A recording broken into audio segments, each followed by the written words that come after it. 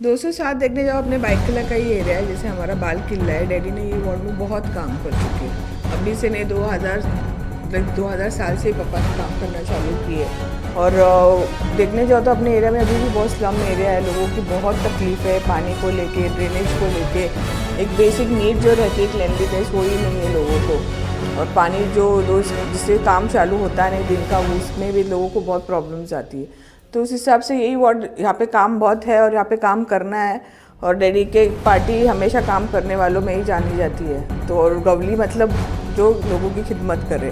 तो देखा होगा 15 साल में दीदी ने वो एरिया कितना बदल दिया है। वो एरिया में जो प्रॉब्लम्स है, जो मैंने खुद बचपन से ही देखे थे वो कितना मतलब लोग ठीक से चल नहीं पाते थे, बहुत कंजेस्टेड रहता था, काफ़ी डेवलपमेंट की ज़रूरत थी। और जो अभी लोगों को काफ़ी फ्री स्पेस, अच्छा रोड वगैरह सब करके दिए दीदी ने। और वही काम मुझे अपने बाइक किला वार्ड में करना है 207 में। और में आपका स्वागत है दोस्तों। इस वक्त मेरे साथ बात करने के लिए मौजूद है योगिता गावली, जो किसी पहचान की मोहताज नहीं है। उनके पिता जो है यहाँ से आमदार रह चुके हैं। उनकी बड़ी बहन गीता गावली यहाँ से 3 बार की नगर सेविका रह चुकी है। आइए हम उनसे बात करने की कोशिश करेंगे। बहुत शुक्रिया कि आपने हमको यहाँ पर इस इंटरव्यू के लिए बुलाया, और आपको कॉन्ग्रेचुलेशंस कि आप भी जो है अपने पिता और अपनी बहन की राह में लोगों की खिदमत करने के लिए पॉलिटिक्स में प्रवेश किया। क्या कहेंगे? चल तो सलाम सब व्यूअर्स को। बहुत एक्साइटमेंट है एक्चुअली, जो डैडी ने और दीदी ने जो काम किया है उनके राह पे चलने के लिए और अपने एरिया के लिए कुछ अच्छा करने के लिए, इसके लिए एक्साइटमेंट है। और वही सोच से लेके इलेक्शन में उतरी हूँ। ताई, जिस तरीके से आपका नाम है उसमें जब गावली सरनेम जुड़ जाता है तो वो बहुत ज़्यादा साउंड करता है। बम्बई के लिए ये नाम, हर किसी की जानकारी में ये नाम है, हर किसी के दिलों में ये नाम है। जिस तरीके से डैडी लोकप्रिय है, जिस तरीके से आपकी बहन लोकप्रिय है, आपने वार्ड नंबर 207 क्यों चुना? वहाँ से आप क्यों चुनाव लड़ना चाहती है, और क्या आप वहाँ पर जीत के आने के बाद क्या डेवलपमेंट करेंगी? 207 देखने जाओ अपने बाइक किला का ही एरिया है। जैसे हमारा बाल किला है, डैडी ने ये वार्ड में बहुत काम कर चुके हैं। अभी से नहीं 2000 साल से ही पापा ने काम करना चालू किए। और देखने जाओ तो अपने एरिया में अभी भी बहुत स्लम एरिया है, लोगों की बहुत तकलीफ है पानी को लेके, ड्रेनेज को लेके। एक बेसिक नीड जो रहती है क्लेanलीनेस, वो ही नहीं है लोगों को। और पानी जो रोज़ जिससे काम चालू होता है नहीं दिन का, उसमें भी लोगों को बहुत प्रॉब्लम्स आती है। तो उस हिसाब से यही वार्ड, यहाँ पे काम बहुत है और यहाँ पे काम करना है। और डैडी के पार्टी हमेशा काम करने वालों में ही जानी जाती है। तो और गवली मतलब जो लोगों की खिदमत करे। तो फिर इस हिसाब से यही वार्ड हमने चुना है। और लोग भी चाहते थे कि डैडी के परिवार से कोई यहाँ पे खड़ा रहे। अच्छा ताई, चुनाव आता है तो मैं आपको एक इंटरेस्टिंग फैक्ट बताता हूँ। हर गली चौक चौराहों पर कुछ बरसाती मेंढक बाहर आते हैं और वो चुनाव लड़ते हैं। और सियासत जो है अपना रुख इस तरफ बदलती है। देखा जाता है कि चुनाव के मौके पर हिंदू मुस्लिम तुष्टीकरण किया जाता है, तो उसको लेकर क्या तैयारियां है? एक्चुअली ये बात मैं चाहती हूँ कि लोग समझे कि ये सिर्फ बरसात में आती है, टहटे करती है, चली जाती है, इसका कोई मतलब नहीं है।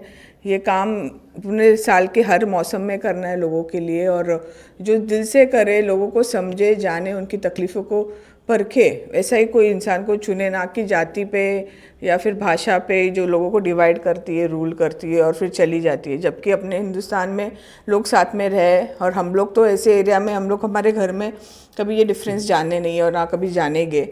तो हम सबको साथ में लेके चलते हैं, वही हमारी सोच है और वही इरादा है।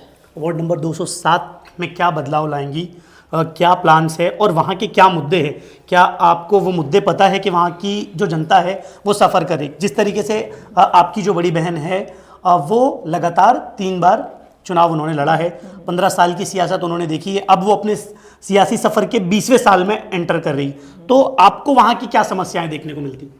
जैसे आपने देखा होगा 15 साल में दीदी ने वो एरिया कितना बदल दिया है। वो एरिया में जो प्रॉब्लम्स है, जो मैंने खुद बचपन से ही देखे थे, वो कितना मतलब लोग ठीक से चल नहीं पाते थे, बहुत कंजेस्टेड रहता था, काफ़ी डेवलपमेंट की ज़रूरत थी। और जो अभी लोगों को काफ़ी फ्री स्पेस, अच्छा रोड वगैरह सब करके दिए दीदी ने। और वही काम मुझे अपने बाइक किला वार्ड में करना है 207 में।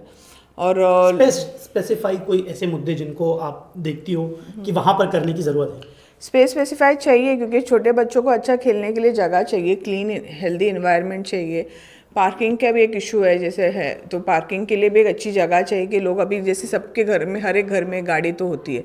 और सबको अपनी एक पार्किंग स्पेस होनी चाहिए जिससे रोड भी कंजेस्टेड ना हो, फ्री फ्लो ऑफ ट्रैफिक भी हो, और काफ़ी कुछ अभी हेल्थ के लिए भी अच्छी फ्री स्पेस हो, काफ़ी महिलाएं भी चल सके, युवा भी अपना थोड़ा सा वक्त गुजारे, स्पोर्ट्स में ध्यान दे, तो ऐसी इसके लिए तो करना ही है कुछ काम। आपकी बहन का हमने कुछ दिनों पहले एक इंटरव्यू लिया था, उसमें हमने उनसे एक सवाल किया था, क्या एबीएस जो आपके पिता द्वारा बनाई हुई पार्टी अखिल भारतीय सेना, उसका किसी पार्टी के साथ अलायंस होगा या आप लोग सोलो चुनाव लड़ेंगे?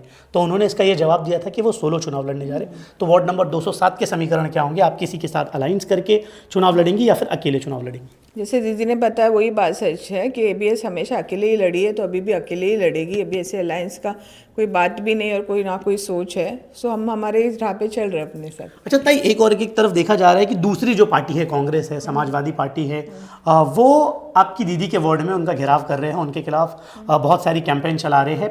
5+5+5 जो हमने मैथ्स पढ़ा है उसके अकॉर्डिंगली वो 15 होता है, लेकिन उन्होंने ये दिखाया कि 5+5+5 = 0। तो उसको आप कैसे देखती? आपने ही जवाब दिया है, उनका मैथ्स एक्चुअली गलत है। पास 15 है, बहुत सारे 15 फील्ड्स में 15 जगहों पे इतना डेवलपमेंट क्षेत्रों में डेवलप किया है दीदी ने, देखने जाओ तो उसका हमारे से ज़्यादा लोगों ने ये बात बोली है। हम इस बात को खुद जवाब नहीं देना चाहेंगे, काम से ही जवाब दिया जाता है। एंड एक्चुअली जो ऐसा बता दे उन्होंने अपनी मैथ्स को सही करना चाहिए, आई फील। आप फर्स्ट टाइम वोटर्स को और जो भी पूरे आवाम है वार्ड नंबर 207 की, उनको क्या मैसेज देंगी? मैं ये कहना चाहूँगी कि इस टाइम पे लोगों ने सोचना चाहिए, सतर्क रहना चाहिए, ना कि ऐसे लोगों पे विश्वास करे जो जाति पे वोट मांगते हैं, धर्म पे वोट मांगते हैं। एक्चुअली ये इसके लिए है ही नहीं। ये बात है कि तुम्हारा रिप्रेजेंटेटिव बन के कोई आए जो तुम्हारे लिए काम करे, तुम्हारे लिए आवाज़ उठाए और तुम्हारे साथ एक साथ खड़ा रहे, एक सोसाइटी में पीस लाए, ना कि एक डिस्टर्बेंस क्रिएट करे। तो लोग सोच के वोट करें, एक युद्ध को आगे बढ़ाए, यही मैं कहूँगी। दोस्तों, हमारे साथ मौजूद थी योगिता गावली जी। जिस तरीके से देखा गया, उन्होंने स्पेशल जो कंसंट्रेट किया है वहाँ पर एजुकेशन को लेकर, और फ्री स्पेस जो यूथ के लिए उन्होंने बताया है, बच्चों के लिए जो वहाँ पर काम करेगी उस पर उन्होंने एक्स्ट्रा फोकस करके बात बताया। और दूसरी तरफ जो हमने 5+5+5 = 15 होता है, तो उन्होंने ये भी बताया है कि जो सामने वाली पार्टी जो इस तरीके के इल्ज़ाम लगा रही है उनको अपना मैथ्स सुधारना पड़ेगा, और 15 साल में यहाँ इनके अकॉर्डिंगली बहुत काम हुआ है। तो जिस तरीके से गीता गावली जी ने काम किया, उसी राह पर अब योगिता गावली जी भी चल रही है। वो बीएमसी का चुनाव लड़ने जा रही है। अब ये वक्त तय करेगा क्या जिस तरीके से उनके पिता और उनकी बड़ी बहन को जीत मिली, फतेह हासिल हुआ, क्या उसी राह पर योगिता गावली जी भी जाएगी? ऐसी ही खबरों के लिए बने रहिए हिंदुस्तान डेली। कैमरामैन अरसलान के साथ में फवाद शेख।